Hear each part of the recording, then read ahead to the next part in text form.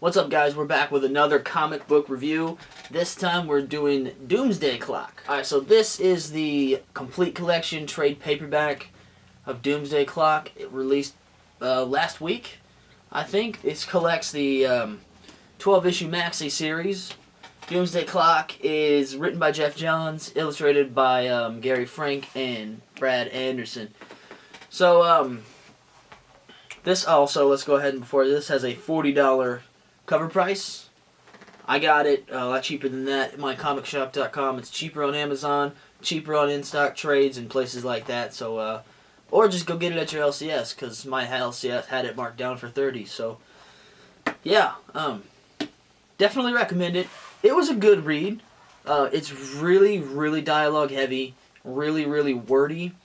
I definitely recommend rereading Watchmen before reading this. I wish I would have done that because I was kind of having to refresh my memory on every single thing that happened in Watchmen. Like I said, it's pretty slow to start, unfortunately.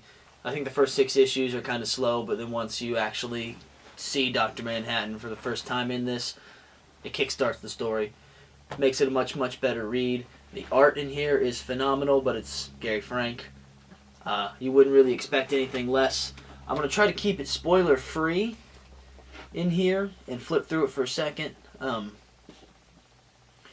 So, what the whole premise is Ozymandias recruits a few other people, I'm not going to say who, to go into the main DC universe with him to track down Dr. Manhattan, who's been in the main DC universe since the events of the original Watchmen by Alan Moore and Dave Gibbons.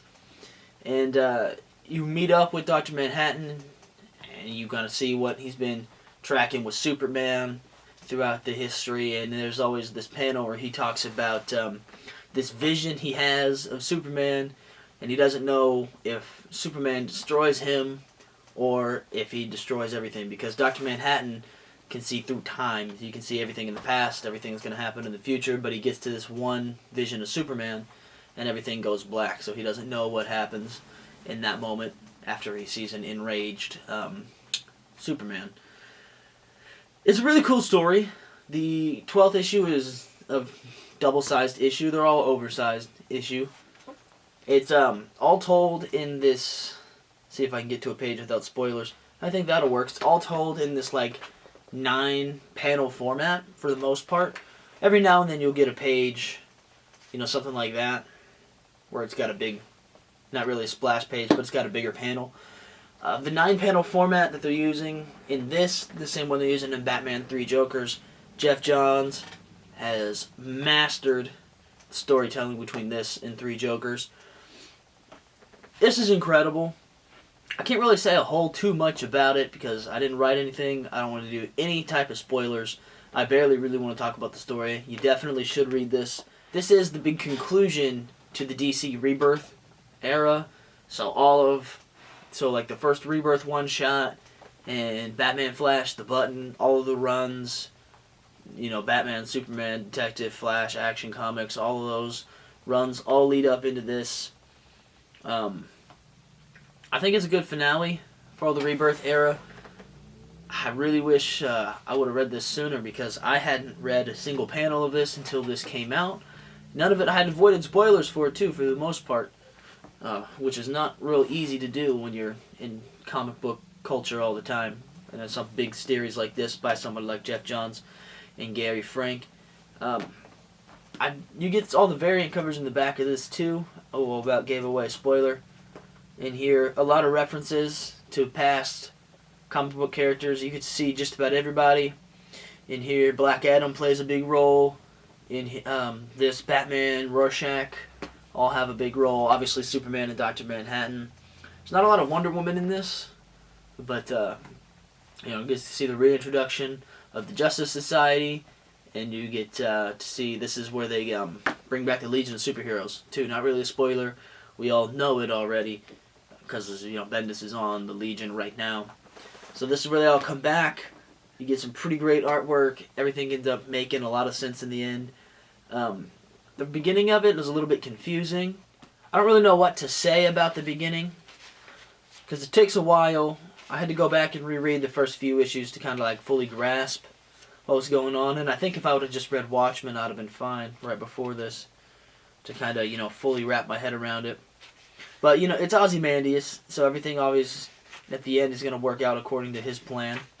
I think I missed it on whenever I was reading it. There's, like, they played this movie, like, whenever you read the original Watchmen comic book, they have that comic within a comic about the pirate. Well, in this, there's a Nathaniel Dusk is what they call it. There's a Nathaniel Dusk movie played in several panels in this. And you meet up with the actor in towards the end of the Dr. Manhattan stuff. I don't really understand.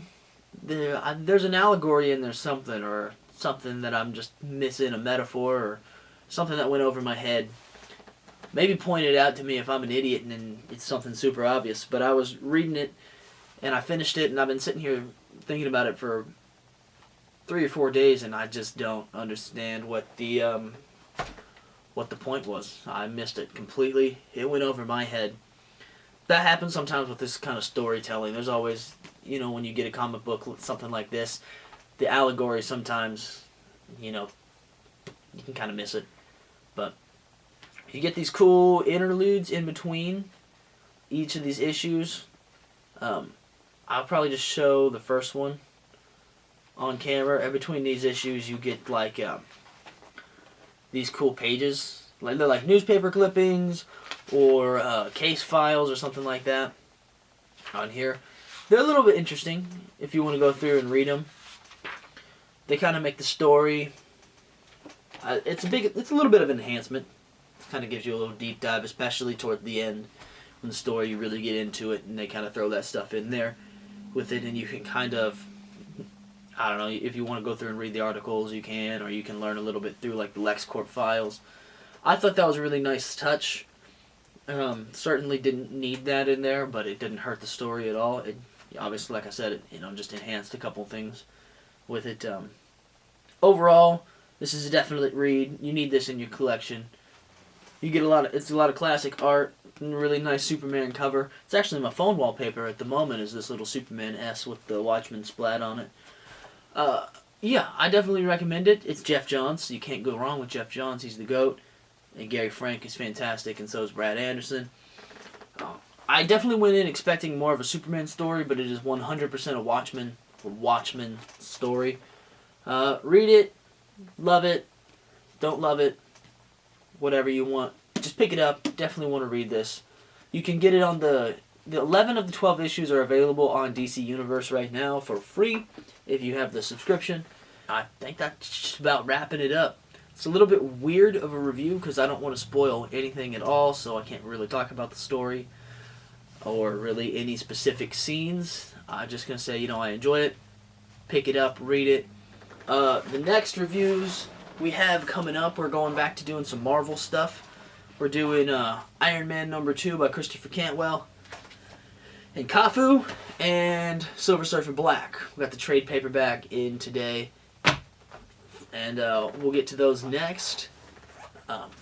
Probably within a few days, we're going to have Iron Man 2 up and then Silver Surfer Black. I think that's the order we're going to do. I appreciate you watching. This is going to be a short, kind of odd, off video, just kind of quick. And I hope you enjoyed, and I will see you next time. Bye.